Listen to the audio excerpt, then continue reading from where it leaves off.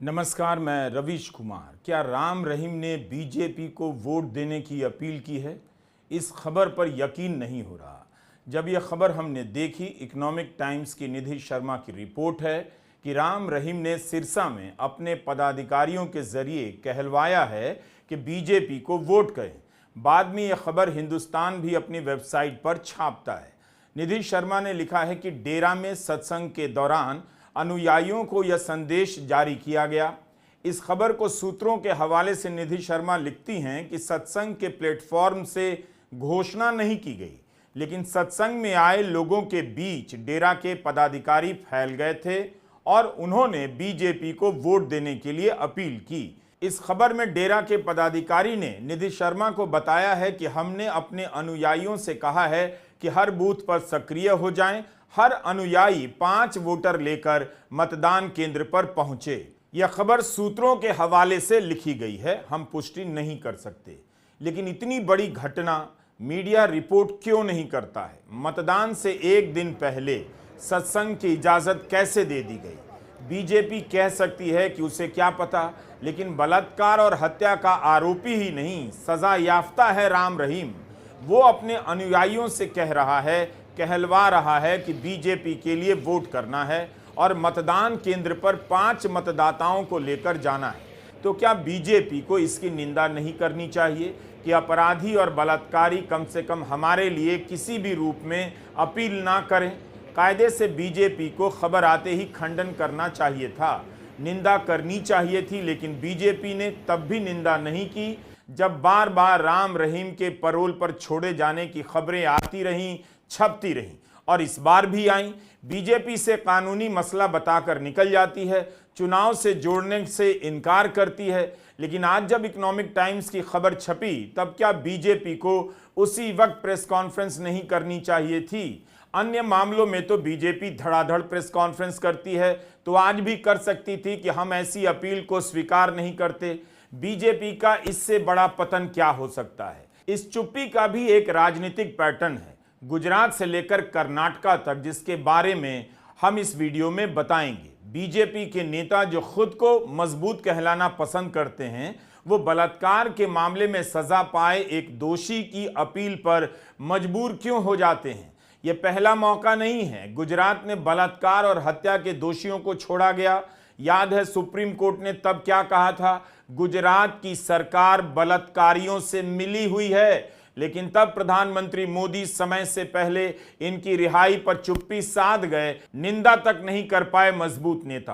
कर्नाटका में लोकसभा चुनावों के बीच इनके गठबंधन के नेता प्रज्वल रेवन्ना पर आरोप लगता है, कई महिलाओं के साथ बलात्कार और सीडी का मामला सामने आता है। लोकसभा का पूरा चुनाव गुजर जाता है और भारत के सबसे मजबूत नेता एक शब्द नहीं बोल पाते।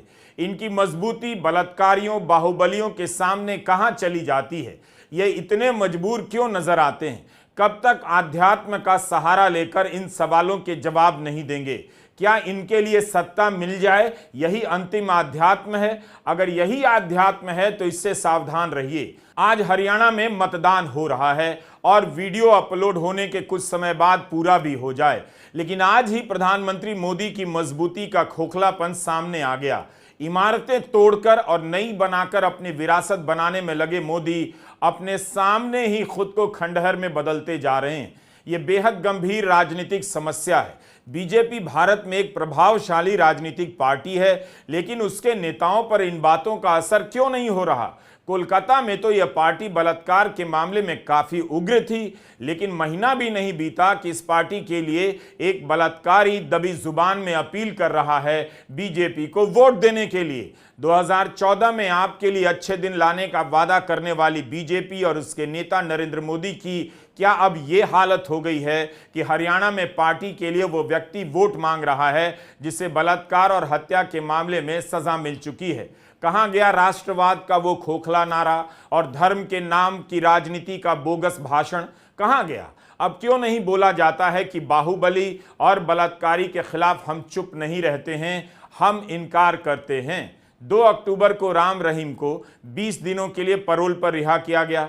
तभी से अटकलें चल रही हैं कि चुनाव के लिए छोड़ा गया है।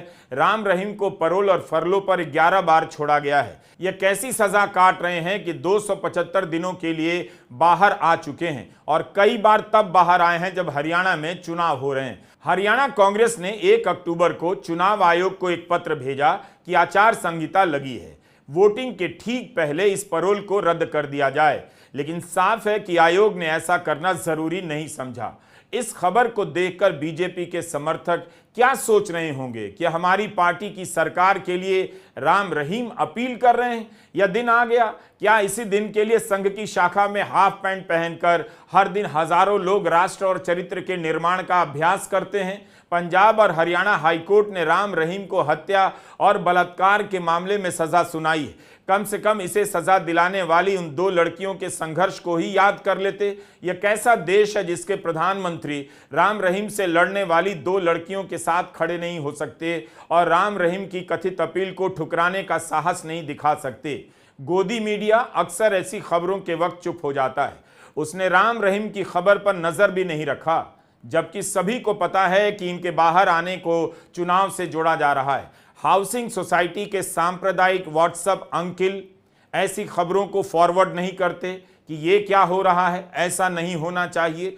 लोकसभा और विधानसभा ही नहीं, नगर निगम के चुनावों के समय भी राम रहीम को पैरोल पर रिहा किया जा चुका है। आरोप बीजेपी पर ही लग रहे हैं कि वोट के लिए किया जा रहा है, तो बीजेपी को पुरजोर खंडन करना चाहिए। क्या इसी दिन के लिए योगी आदित्यनाथ हरियाणा के चुनाव में राम की संस्कृति और रोम की संस्कृति वालों में फर्क समझा रहे थे? बहनों और भाइयों, एक तरफ अयोध्या धाम में प्रभु राम का विराजमान होना, दूसरा रोम की संस्कृति में पले बढ़े वे लोग, वे बदनसीब जो दुर्भाग्य से अपने को एक्सीडेंटल हिंदू कहते हैं, वे कैसे इसको बर्दाश्त कर पाएंगे? राम रहीम का इस तरह से अपील करना कि किसी को पता ना चले, रिकॉर्डिंग ना हो जाए और उस पर बीजेपी का चुप हो जाना, यह किस संस्कृति का हिस्सा है? उपचुनाव के समय भी राम रहीम को पैरोल पर छोड़ा गया था। पंजाब में चुनाव होता है तब भी छोड़ा जाता है, राजस्थान में चुनाव होता है तब भी छोड़ा जाता है। जंतर मंतर पर महिला पहलवानों के साथ क्यों बीजेपी खड़ी नहीं हो सकी? आपको इसका भी जवाब मिल जाना चाहिए। जो वोट दिला सकता है उनकी नज़र में अपराधी नहीं है। बीजेपी के सांसद बृजभूषण सिंह के खिलाफ धरने पर बैठी पहलवानों के लिए बीजेपी आगे नहीं आ सकी। इस मामले में सुप्रीम कोर्ट के कहने पर एफआईआर होती है और मामला आगे बढ़ता है। इन महिला पहलवानों का कितना मजाक उड़ाया गया। प्रधानमंत्री मोदी ने विनेश की जीत पर ट्वीट तक नहीं किया।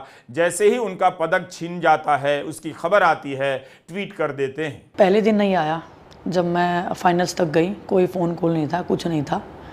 सबको अचंभा भी लगा क्योंकि उनको सबको यही था कि जो लड़की के साथ पहला मैच है उसे मैं हार जाऊंगी और ठीक है आगे का देखेंगे। सोशल मीडिया पे बीजेपी की पीआर टीम बैठी थी आपको ट्रोल करने के लिए। वो हमें हर दिन ट्रोल करते हैं, कोई दिक्कत नहीं है। लेकिन नेक्स्ट डे जब सब वेट का इशू हो गया, सब कुछ हो गया इवनिंग तक, या उससे नेक्स्ट डे आई थिंक 2 दिन बाद में हुआ मेरे से कि बात करना चाहते हैं प्राइम मिनिस्टर जी। तो मैंने बोला ठीक है, लेकिन मैं जो और एथलीट के साथ में जो रिकॉर्डिंग होती है मैं उस सिचुएशन में आज नहीं हूँ। मैं नहीं चाहती कि मेरी कोई भी रिकॉर्डिंग ऐसे पब्लिक ली जाए। अगर उनको सच में सहानुभूति है तो डेफिनेटली वो बात करें, लेकिन रिकॉर्डिंग ना करके डालें। लेकिन उनकी टीम ने मुझे बोला कि आप रहेंगे रूम में, उनके एक पर्सन रहेंगे जो वीडियो रिकॉर्ड करेंगे या जो भी ऑडियो रिकॉर्ड करेंगे, आपके फ़ोन नहीं रहेंगे आपके पास में और वो सोशल मीडिया पे जाएगा। तो मैंने उनको बोला कि सॉरी मैं इस स्टेट में नहीं हूँ, मैं अपने मेहनत का लगा लो, अपने इमोशंस का लगा लो, मैं से सोशल मीडिया के ऊपर मतलब आप अच्छा बनने का आप प्रिटेंड नहीं कर सकते हैं। मैं क्योंकि उनको पता है या मुझे नहीं पता, मैं 2 साल का भी हिसाब उनसे पूछती कि सर 2 साल तक आप चुप क्यों थे। आप चुप्पियों का कनेक्शन समझिए। बीजेपी राष्ट्रवाद और धर्म के नाम पर नैतिक श्रेष्ठता का दावा करती है, लेकिन ऐसा क्यों है कि विपक्षी राज्यों में जिन मुद्दों को लेकर बीजेपी सड़क पर उतर जाती है, अपने शासित राज्यों में या अपने लिए वोट के समय बलात्कार के आरोपियों और सजा याफ्ताओं के सामने चुप रह जाती है। 2022 में गुजरात में विधानसभा चुनाव से पहले 11 बलात्कारियों और हत्यारों को छोड़ा जाता है, 15 अगस्त के दिन छोड़ा जाता है। राम रहीम को इस बार 2 अक्टूबर के दिन रिहा किया जाता है। इन मामलों में तारीखों के प्रति कितना सम्मान है वह भी देखिए। बिल्किस बानो के केस में इन सभी को उम्र कैद की सजा सुनाई गई थी। सजा पूरी होने से पहले बलात्कारियों को छोड़ने पर बीजेपी के विधायक CK राहुल जी बयान देते हैं कि ये ब्राह्मण हैं और इनके संस्कार अच्छे हैं। प्रधानमंत्री मोदी चुप रह जाते हैं, बोलते ही नहीं हैं इस पर। स्मृति ईरानी भी नहीं बोलती हैं। सुप्रीम कोर्ट के जस्टिस BV नागरत्ना और जस्टिस उज्जवल भुयान का जजमेंट पढ़िए। इस बेंच ने कहा था गुजरात सरकार हत्या और बलात्कार के मामले में सजा पाए गए लोगों के साथ मिली हुई है। बाद में गुजरात सरकार कोर्ट पहुंच गई कि यह टिप्पणी बहुत ज्यादा सख्त है, इसे हटा दीजिए। लेकिन इसी 26 सितंबर को सुप्रीम कोर्ट ने कहा उसकी टिप्पणी में कोई गलती नहीं है, नहीं हटाएंगे। तो यह बात फैसले का हिस्सा है कि गुजरात सरकार बलात्कारियों से मिली हुई थी। फिर भी प्रधानमंत्री चुप है, इससे शर्मनाक क्या हो सकता है। बीजेपी चुप, बीजेपी के समर्थक भी चुप। फ्रॉड के जरिए इन सजा याफ्ताओं को छोड़ा गया। सुप्रीम कोर्ट ने कहा था कि 13 मई 2022 को सुप्रीम कोर्ट का जो ऑर्डर था वो ऑर्डर फ्रॉड के माध्यम से प्राप्त किया गया, इसलिए वो गैर कानूनी है और इसी कारण रिहाई का आदेश खारिज किया जाता है। आपको याद क्यों नहीं रहता कि बलात्कारियों को रिहा करने के लिए गुजरात सरकार ने सुप्रीम कोर्ट से ही फ्रॉड कर लिया। यह है बीजेपी का ट्रैक रिकॉर्ड। कोर्ट ने कहा कि यह राज्य सरकार द्वारा विवेक के दुरुपयोग और सत्ता को हड़पने का मामला है। इस आधार पर भी बलात्कारियों की रिहाई के आदेश को खारिज किया जाना चाहिए। कोर्ट ने कहा कि गुजरात सरकार के पास ऐसा करने का कोई अधिकार भी नहीं था। नारी की पूजा और भारतीय संस्कृति का गुणगान करने वाले RSS और बीजेपी में क्या कोई भी ऐसा नहीं जो इन हत्यारों की रिहाई के खिलाफ बोल सके? वो लोग भी नहीं बोल सके जो बीजेपी के लिए पूर्व जजों के नाम से सुप्रीम कोर्ट को खत लिखते रहते हैं। यह कैसी पार्टी है? कितने उदाहरण दिए जाएं और याद दिलाया जाए, सब के सब नरेंद्र मोदी के दौर के ही उदाहरण हैं। संघ के लोग, बीजेपी के समर्थकों की संख्या लाखों में है, लेकिन सब बलात्कारियों को रिहा करने के फ्रॉड पर चुप रह गए क्योंकि उन्हें हिंदू राष्ट्र का सपना दिखाया गया है। क्या ऐसा ही उनका राष्ट्र होगा कि बलात्कारी उनके लिए वोट मांगेगा और फ्रॉड करके बलात्कारियों को रिहा किया जाएगा? अगर नहीं तो उनके बीच से किसी ने उस नैतिक शक्ति का प्रदर्शन क्यों नहीं किया जो महुआ मोइत्रा, प्रोफेसर रूपरेखा वर्मा, पत्रकार रेवती लॉल और सुभाषिनी अली और बिल्किस बानो ने किया? सुभाषिनी अली ने अपनी याचिका में कहा था कि अन्याय है, क्या नए भारत में इंसाफ अपराधी का धर्म और जाति देखकर होगा? कपिल सिब्बल, वकील शोभा गुप्ता, वकील वृंदा ग्रोवर और वकील अभिषेक मनु सिंघवी ने बिल्किस बानो के लिए पैरवी की थी। बनारस के सक्षम पटेल, कुणाल पांडे, अभिषेक चौहान, इन सभी पर आरोप लगा कि IIT BHU की छात्रा के साथ गैंग रेप में कथित रूप से शामिल थे। बंदूक की नोक पर गैंग रेप का मामला था। छात्रों ने पीड़िता के इंसाफ के लिए लंबा आंदोलन किया। ऐसा भी नहीं था कि सूचना मिलते ही कार्रवाई शुरू हो गई थी, आंदोलन करना पड़ा था। इन आरोपियों के बारे में कहा गया कि ये बीजेपी की बनारस इकाई के IT सेल से कथित रूप से जुड़े रहे। रिपोर्टर सचिन गुप्ता ने लिखा है कि तीनों आरोपी बीजेपी IT सेल के पदाधिकारी हैं, कुणाल पांडे, सक्षम पटेल और अभिषेक चौहान।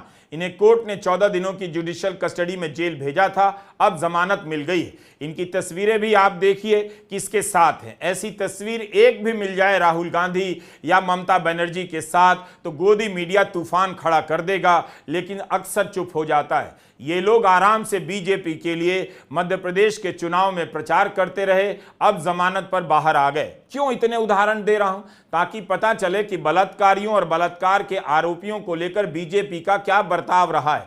अनेक मिसालें दी जा सकती हैं, हम तो इस वीडियो में गिनती के 3-4 उदाहरण ही दे रहे हैं। इसी 3 अक्टूबर को खबर आती है कि गैंग रेप की पीड़िता के न्याय के लिए आंदोलन करने वाले 13 छात्रों को 1 महीने के लिए निलंबित कर दिया गया है। रोहित कुमार, रोशन पांडे, चंदन यादव, आकांक्षा आजाद, राजेश कुमार, अनुपम कुमार, सुमन आनंद, राजीव नयन, अमित उमेश, अनुरति, इप्सिता और सिद्धि ये सभी बीएचयू के अलग अलग विभागों के छात्र हैं, छात्राएं हैं जिन्होंने न्याय के लिए आंदोलन किया। उन्हें घटना के करीब 1 साल बाद निलंबित कर दिया जाता है और बलात्कार के आरोपी जमानत पर रिहा होते हैं। उनका स्वागत किया जाता है। कोलकाता में बलात्कार की घटना पर राष्ट्रपति तक का बयान आ गया, इनफ इज इनफ। लेकिन यहां तो गुजरात में बलात्कारियों को फ्रॉड कर रिहा कराया गया। हरियाणा में पैरोल पर रिहा होने के बाद बीजेपी के लिए वोट मांगने की खबर है और बनारस में बलात्कारियों को सजा दिलाने की मांग करने वाले छात्रों को निलंबित कर दिया गया। यह है प्रधानमंत्री मोदी की बीजेपी और उसका नैतिक बल। कर्नाटका में बीजेपी के साथ गठबंधन था। जेडीएस के उम्मीदवार प्रज्वल रेवन्ना के लिए तो प्रधानमंत्री मोदी वोट मांगाए। उसके बाद जब मामला सामने आया तो यहां तक भी नहीं कहा कि जांच होनी चाहिए, चुप्पी ही साध गए। सैकड़ों महिलाओं के साथ यौन शोषण और उसका वीडियो बनाने का मामला सामने आया। रेवन्ना जर्मनी भाग गया, तुरंत लाने की कोई हड़बड़ी नहीं दिखी। प्रधानमंत्री मोदी चुप ही रहे। तब जाकर राहुल गांधी ने मुख्यमंत्री को पत्र लिखा कि 20 साल के अपने सार्वजनिक जीवन में उन्होंने ऐसा प्रतिनिधि नहीं देखा जो महिलाओं के मुद्दे पर हमेशा चुप रह जाते हैं। राहुल गांधी प्रधानमंत्री मोदी की ही बात कर रहे थे। राहुल ने अब इस मुद्दे को लेकर अपनी रैलियों में भी बोलना शुरू कर दिया। प्रियंका गांधी ने भी बोलना शुरू कर दिया था, लेकिन प्रधानमंत्री मोदी चुप हो गए, जवाब देने की जरूरत भी नहीं समझी। कि आज कर्नाटका में एक बहुत बड़ी बात निकली है कि उनके साथ जो मंच पे खड़े थे, जिनके लिए मोदी जी ने वोट मांगा, उन्होंने हजारों महिलाओं के साथ दुष्कर्म किया, हजारों महिलाओं के साथ। मैं पूछना चाहती हूं मोदी जी क्या कहते हैं इसके बारे में, क्या कहते हैं हमारे प्रधानमंत्री इसके बारे में, हमारे गृह मंत्री क्या कहते हैं इसके बारे में। कुछ समय पहले 3 दिनों के लिए मैं अपनी बेटी से मिलने गई। प्रधानमंत्री जी, गृह मंत्री जी बोलने लगे कि प्रियंका गांधी विदेश में गई है। जहां मैं जाती हूं इनको पता चल जाता है, जहां विपक्ष के नेता जाते हैं इनको पता चल जाता है। लेकिन इस तरह का अपराधी, इस तरह का राक्षस इस देश को छोड़ के चले जाता है और इनको पता नहीं चलता। हम कैसे यकीन कर सकते हैं इस बात पर। सब चीज, हर जानकारी इनके पास जाती है। सब नेताओं पे ये ध्यान रखते हैं कौन कहां जा रहा है, क्या कर रहा है। और इतना बड़ा अपराध करके इनके नाक के सामने कोई देश से भाग गया और ये कुछ नहीं कह रहे हैं। देखिए बहने, इनसे जवाबदेही मांगिए, इनसे जवाबदेही मांगिए, इनसे सवाल उठाइए। जनता दल सेक्युलर के नेता प्रज्वल रेवन्ना जेल में हैं। 19 सितंबर को कर्नाटका हाईकोर्ट ने जमानत की सुनवाई के बाद फैसला सुरक्षित रख लिया है। गनीमत है कि हासन की जनता ने प्रज्वल रेवन्ना को हरा दिया। अब हरियाणा की जनता से राम रहीम ने बीजेपी के लिए अगर अपील की है तो देखना चाहिए क्या नतीजा होता है। 8 अक्टूबर को ही पता चलेगा कि राम रहीम का कितना असर हुआ है। बीजेपी यह सब कैसे कर लेती है। चुनाव आता है तो बलात्कार के मुद्दे को अपने पक्ष में राजनीतिक बना देती है। गोदी मीडिया उसके साथ जुट जाता है। जब चुनाव के बीच खुद वोट के लिए बलात्कारी अपील करते हैं तो बीजेपी खंडन भी नहीं करती। सारी बोली तभी निकलती है जब धर्म के नाम पर दूसरे समुदायों को ललकारना होता है या ललकारने वाले को बढ़ावा देना होता है। नमस्कार, मैं रवीश कुमार।